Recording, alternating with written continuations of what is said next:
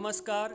श्री नवग्रह सेवा संस्थान प्रश्नोत्तरी आदरणीय श्री हंसराज जी से जो प्रश्नोत्तरी है और बहुत सुंदर ये जो एपिसोड है, ये कैंसर रोगियों के लिए बहुत सुंदर एपिसोड है। इसको मेरा हार्दिक निवेदन है कि ध्यानपूर्वक सुने, आपको बिल्कुल समझ में आएगा कि किस तरीके से कैंसर रोगी की सेवा करनी है, कैंसर रोगी की मानसिकता क्या रहती है, कैंसर रोगी को आश्रम पर लाना जरूरी है या नहीं है।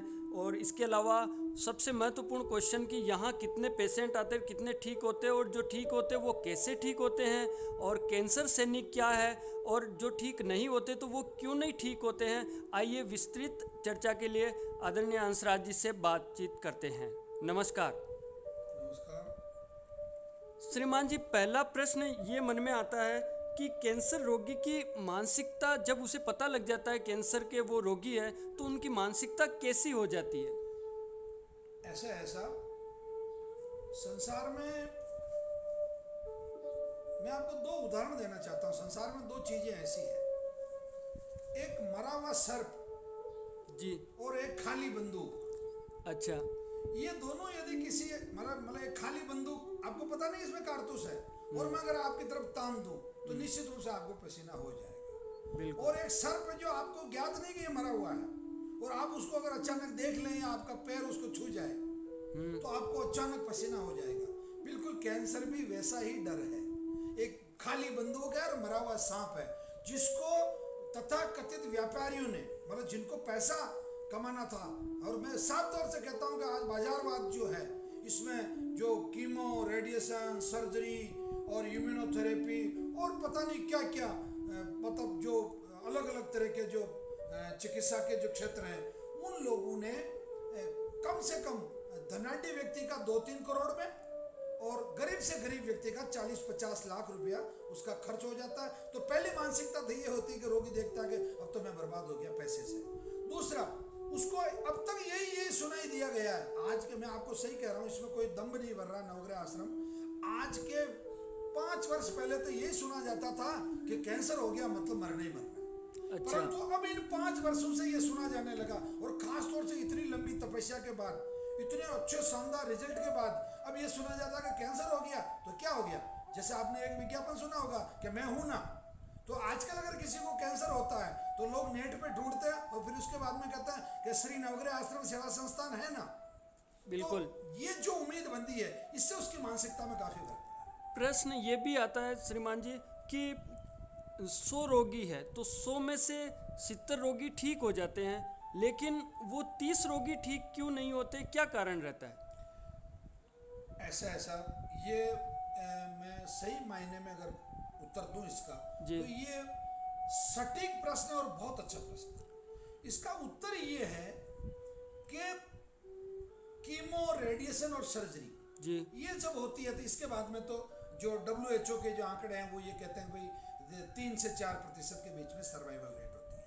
अच्छा। कोई बिल्कुल कोई इलाज नहीं ले, कुछ भी नहीं ले, वो बस अपना बीमार हुआ और अपने घर आ गया और खाना खा रहा है, खेत पे जा रहा है, स्कूल जा रहा है, कुछ भी कर रहा है, तो 27% लोग सर्वाइव करते हैं बिना किसी चिकित्सा के। मैं आपको सही कह रहा हूँ, मेरा अध्ययन बताता है, और ये बात मैं नहीं कह रहा हूँ, WHO ने बताई हुई बात है। परंतु अगर वो आयुर्वेद, सामान्य आयुर्वेद की श्रेणी में भी अगर चला जाता है तो 50% रोगी अपने आप को सर्वाइव करते हैं। और वो नवग्रह आश्रम जैसी जो कैंसर के खिलाफ एक, मतलब एक जिसने मुहिम छेड़ रखी है, युद्ध छेड़ रखा है, गरीब लोगों की मदद करने का जो अभियान कर रखा है, मैं आपको बहुत अच्छे से बता दूं, यहां से इलाज लेने के बाद में 70 रोगी सर्वाइव करते हैं। ठीक है। 30 क्यों नहीं करते, जिसका कारण बता रहा हूं। 30 वो लोग ही सर्वाइव नहीं करते हैं जिनको या तो कीमो, रेडिएशन, सर्जरी से इतना नुकसान हो चुका होता है कि वो अपने आप को नहीं बचा पाते। दूसरा, एक तो माउथ कैंसर, मुंह का कैंसर, और एक रेक्टम कैंसर,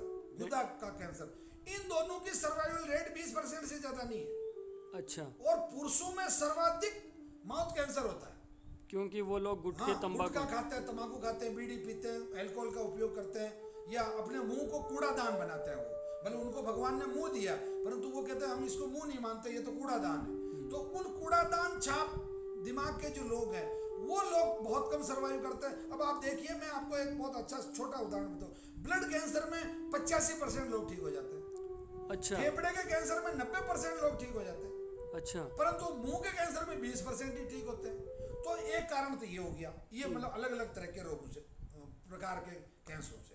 परंतु इसमें एक बात और होती है, वो बात ये होती है कि कैंसर सुनते ही जो मनोबल जो टूटता है रोगी का, जो टूटे हुए मनोबल के लोग इसमें ठीक नहीं होते। अच्छा, दूसरा प्रश्न ये है कि कैंसर में कीमो, रेडिएशन या सर्जरी करवानी है या नहीं करवानी है, इसका फैसला कौन लेवे, कैसे लेवे?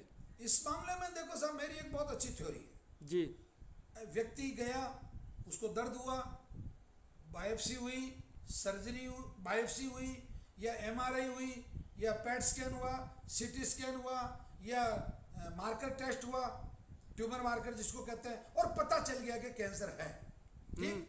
अब घर पे जब ये पता चलता है कि जिस दिन अमुक व्यक्ति को कैंसर है, मैं आपको बताते हुए आश्चर्य होगा आपको कि कुछ लोग तो ऐसे होते हैं कि रोगी को ये बताना नहीं चाहता कि आपको कैंसर है। ऐसे इस मामले में वो सोचते हैं कि इसको बताएंगे तो इसको हार्ट अटैक हो जाएगा और तुरंत मर जाएगा। जबकि दुनिया में आज दिन तक किसी भी रोगी को बताने के बाद में वो तुरंत नहीं मरा, नहीं मरता साहब। व्यक्ति अपने बेटे की मौत झेल जाता है, तो व्यक्ति अपने पिताजी की मृत्यु सहन कर जाता है, तो कैंसर से कैसे मरेगा? पहली बात तो ये। दूसरा, इसमें एक और होता है, फैसला कौन करे? बहुत महत्वपूर्ण प्रश्न है। फैसला करना चाहिए रोगी के पूरे परिवार को बैठ के, उसके जितने रिलेटिव है, यानी कि जितने ज्ञानचंद है, जितने लोग इसको प्रभावित कर सकते हैं, जो बाद में कहेंगे कि तुम ऐसा नहीं करते तो हम ऐसा कर देते, हम पहाड़ तोड़ देते, हम ये कर देते, हम हिमालय उठा कर ले आते, उन सब हिमालय छाप लोगों को एक साथ इकट्ठा करना चाहिए, पूरे परिवार को और रोगी को भी साथ में, और सबको मिलकर यह तय करना चाहिए कि अपने को एलोपैथी में जाना है तो कहाँ जाना है, होम्योपैथी में जाना है तो कहाँ जाना है, आयुर्वेद में जाना है तो कहाँ जाना है, नवग्रह आश्रम पे जाना है तो क्यों जाना है, वहां से पूरा विश्वास के साथ इलाज लेना। ये सब चीजें तब तय होती है जब पूरा परिवार बैठे। ये मेरी सलाह। एक प्रश्न सामान्य सा ये आता है कि लोग कहते हैं कि लोग ऐसा क्यों कहते हैं कि वैद्य जी ने या हंसराज जी ने कह दिया ठीक हो जाएंगे तो ठीक हो जाएंगे। ऐसा भी थ्योरी सामने आई कि लोग कहते हैं कि हंसराज जी ने कह दिया मतलब ठीक हो जाएंगे तो ठीक हो जाएंगे। ऐसा इस मामले में मैं आपको साफ कह दूं कि ये धारणा अधिकतर जो गांव के धार्मिक स्वभाव के व्यक्ति होते हैं, जो परमात्मा पे पूरा विश्वास करते हैं या देवी देवताओं में विश्वास करते हैं, तो उन्होंने ऐसा सुना कि किसी ऋषि मुनि ने कह दिया कि जा तेरा कल्याण हो जाएगा तो वो कल्याण हो जाएगा, ऐसा वो मानते हैं। मैं इसको बुरा नहीं मानता हूँ, पर तो सच्चाई बता रहा हूँ कि मेरे कहने से ठीक नहीं होता है। ठीक होता है परहेज रखने से, ठीक होता है औषधि लेने से, और ठीक होता है आत्मविश्वास रखने से। अतः मैं सब लोगों से कहता हूं कि मैं तो वैसे ही कहता हूं कि सब रोगी ठीक होने चाहिए। इसलिए इस मामले में ज्यादा भरोसे रहने की आवश्यकता नहीं है कि वैद्य जी ने कह दिया ठीक होंगे तो हो जाएंगे। नहीं, औषधि ठीक करेगी, परहेज ठीक करेगा। अच्छा, लॉकडाउन और कोरोना काल जो चल रहा है, तो इसमें औषधि क्या पहले की तरह शनिवार रविवार को मिल रही है या उसकी अवधि बढ़ा दी गई है? कब मिल रही है औषधि आश्रम से? साहब, कोरोना काल यानी कि संकट का काल जी, इसमें सोशल डिस्टेंस को बिल्कुल मेंटेन रखते हुए अभी हमने 4 चिकित्सकों को काम पे लगा रखा है। वो मतलब 4, कुल आश्रम पे 6 चिकित्सक हैं, तो उसकी जगह 4 डॉक्टर हमारे काम कर रहे हैं। वो कैबिन में बैठ के जांचे, बाहर से एक कांच बीच में होता है, देखते हैं, फिर स्टाफ है वो उनको मेडिसिन देने का काम करता है। तो अभी 30 दिन यानी कि 30 दिन यानी कि प्रत्येक दिन सुबह 8 बजे से शाम को 5 बजे तक, मतलब रोगी को अभी लाना आवश्यक नहीं है। मैं वापस अंडरलाइन कर रहा हूँ, अभी इन दिनों में पेशेंट को यहाँ लाना बिल्कुल खतरे से खाली नहीं है, क्योंकि वो पहले ही कैंसर का रोगी, फिर वो दुखी, फिर ये कोरोना फैलने का सब जगह, और जर्नी एक्सर्शन, ये सब चीजें करके रोगी का कोई परिजन आ जाए, परिचारक आ जाए, उसके परिवार का कोई मेंबर आ जाए या उसका कोई रिश्तेदार आ जाए, वो यहाँ से औषधि लेके जाए और इसको शुरू करें। और भविष्य में हमारा एक प्लान है साहब, अगर सब चीजें सामान्य रहती है तो 1 अगस्त से 31 अगस्त तक हम प्रातः काल 9 बजे 31 दिन मतलब कैंसर की कंटिन्यू क्लास करेंगे, जिसमें क्या कि सभी लोगों की जो भी ग्रीवेंसेज है, जो भी डाउट है, जो भी समस्याएं हैं, उसका हम समाधान करेंगे।